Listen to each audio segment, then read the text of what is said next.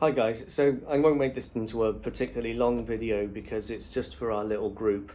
And the truth is this is a difficult topic. I don't actually...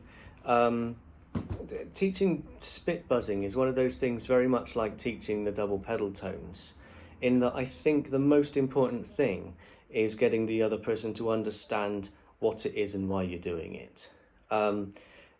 The other thing, it's also like they need to learn what it's supposed to sound like, and then they have to want to create that sound, because unless they have this clear idea of what it is they're supposed to be doing and why they're doing it and how it should be when it's correct, and sorry to repeat myself, and the desire to be correct, then it's just not going to happen.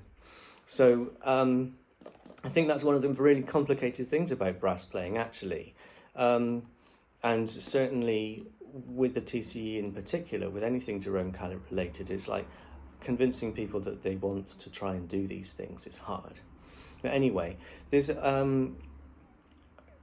would say that what we need to do is start off with a really general image, a really general idea of where to place the tongue, which for me is little more than, I just tend to say, put the tongue on top of the bottom lip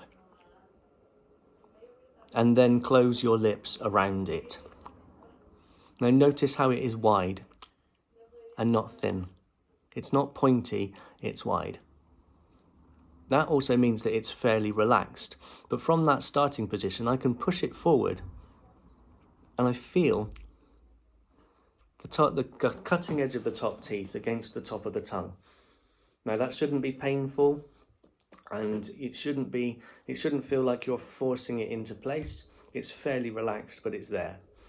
All the space is full, and that means that when we apply air, the result will be friction, and the result of friction is good sound.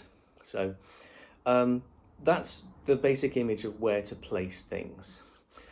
What I then do next is actually what Bob Civiletti does, or I've seen him teach to a few people, and that is get the student to stick their tongue out of their mouth like this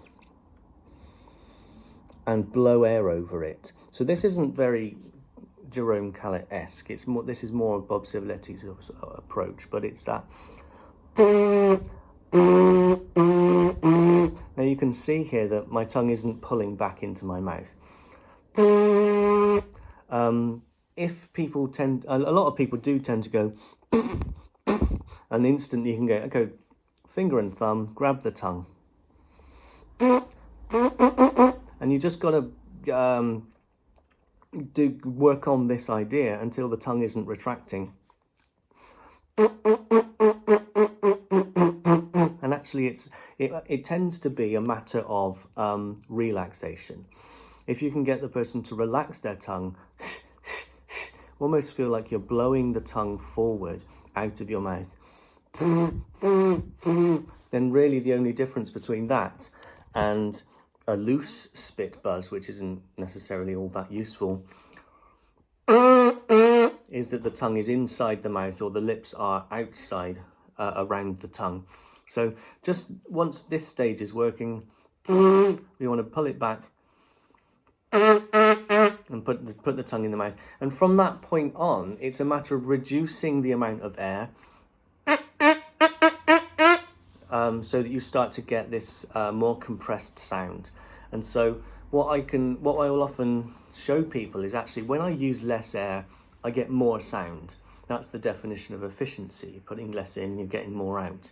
It's also showing you the difference between ploughing lots of air through and compressing the air in your mouth, which is what we should be trying to do. So here is too much air, and then as I reduce the airflow,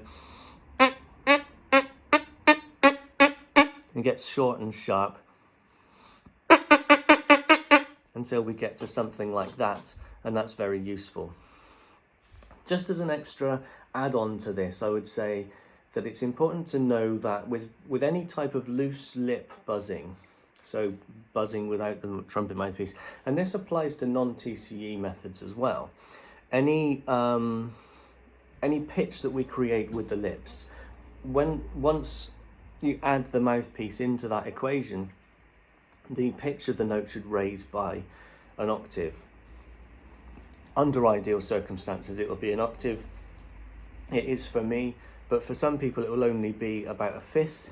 If it doesn't happen at all, this is because there's too much tension here, too much tension in the lips. So let's say, for example, if I was to spit buzz, that's going to come out as a C in the staff when done in exactly the same way. And so as we come down in pitch with the spit buzz, that sounds like a low G, but it will come out as a G in the staff. And then actually, really, if you want to get that bottom octave of the trumpet, you're going to be doing it into the trumpet.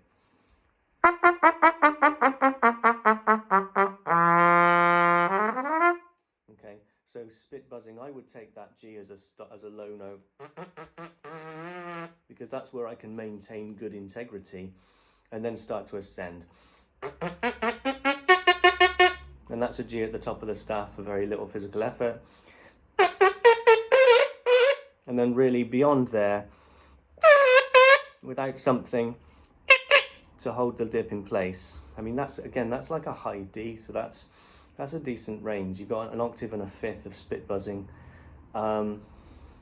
without the ring, and then, you know, with the trumpet, we can basically cover the whole range of the instrument. So hopefully that's helpful. I'd be really interested to hear some other people's thoughts about that, so let me know what you think.